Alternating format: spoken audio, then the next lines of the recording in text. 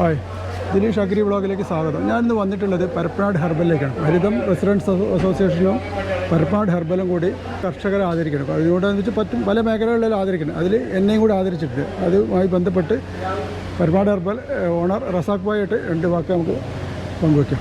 തുടക്കം തന്നെ കൃഷിയുമായി ബന്ധപ്പെട്ടുകൊണ്ടാണ് തുടങ്ങുന്നത് തന്നെ.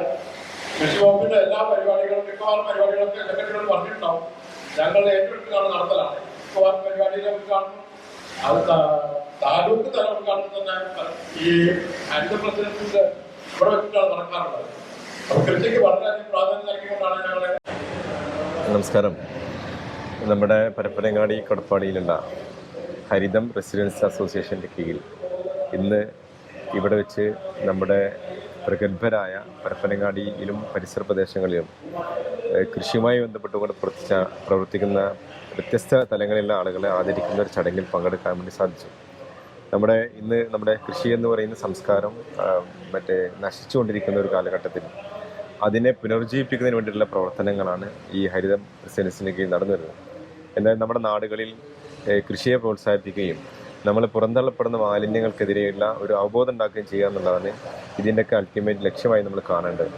നമ്മൾ പിന്നെ ഈ പ്രത്യേകിച്ച് പരപ്പനങ്ങാടി പോലുള്ള നഗരസഭയിൽ നഗരവൽക്കരണങ്ങൾ കൃത്യമായി ഓരോ ദിവസവും നടന്നുകൊണ്ടിരിക്കുന്ന പ്രദേശത്ത് അതിൻ്റെ മാലിന്യത്തിൻ്റെ അളവും വർദ്ധിച്ചു വരുന്നൊരു കാലഘട്ടത്തിൽ അതിനെ കൂടി അഡ്രസ്സ് ചെയ്തുകൊണ്ട് അതിനെ കൂടി പരിഹരിക്കുന്ന രീതിയിലുള്ള ചില പ്രവർത്തനങ്ങൾ നമ്മൾ നടത്തി വരുന്നുണ്ട്.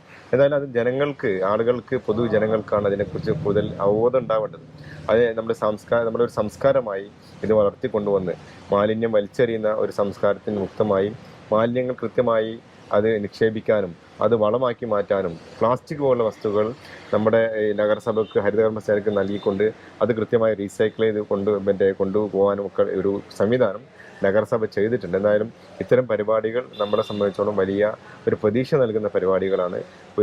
നമുക്ക് നഷ്ടപ്പെട്ടുകൊണ്ടിരിക്കുന്ന ഒരു കാർഷിക സംസ്കാരത്തെ വീണ്ടെടുക്കാനുള്ള ഈ ശ്രമങ്ങൾ ഇവിടെ വെച്ച് നടക്കുന്ന, പ്രത്യേകിച്ച് മുല്ലപ്പള്ളി റസാഖ് സാഹിബിനെ പോലുള്ള ആളുകൾ ഈ രംഗത്ത് വളരെ സജീവമായി പ്രവർത്തിക്കുന്ന ആളുകളാണ്.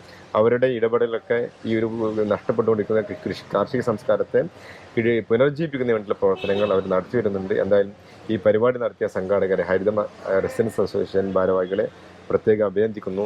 ഇവിടെ വന്ന് ഈ ഉപഹാരം അവാർഡ് കരസ്ഥമാക്കിയ വ്യത്യസ്ത സ്ഥലങ്ങളിലുള്ള നമ്മുടെ ഈ കൃഷിയുമായി ബന്ധപ്പെട്ടുകൊണ്ട് പ്രവർത്തിക്കുന്ന ആളുകളെയും പ്രത്യേകം അഭിനന്ദിക്കുന്നു. നിർത്തുന്നു. ജയ് ഹിന്ദ്.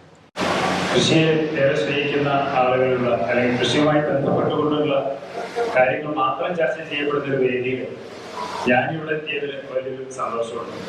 കൃഷിയുമായിട്ട് കാര്യങ്ങൾ പറയുമ്പോൾ എനിക്ക് ആദ്യം എൻ്റെ മനസ്സിലേക്ക് വരുന്നത് എൻ്റെ ചെറുപ്പകാലത്ത് അച്ഛൻ്റെ കൂടെ ചെറിയൊരു മൊന്തമായിട്ട് വെള്ളം നനയ്ക്കാൻ വേണ്ടി നടക്കാറുണ്ട്. എൻ്റെ അമ്മ പറഞ്ഞ കാര്യമാണ് എനിക്കറിയാം. പക്ഷെ അച്ഛൻ്റെ കാലത്തോടെ കഴിഞ്ഞാണോ പിന്നെ കൃഷിയായിട്ട് എനിക്കൊരു ബന്ധം ഉണ്ടായിട്ടില്ല സത്യം.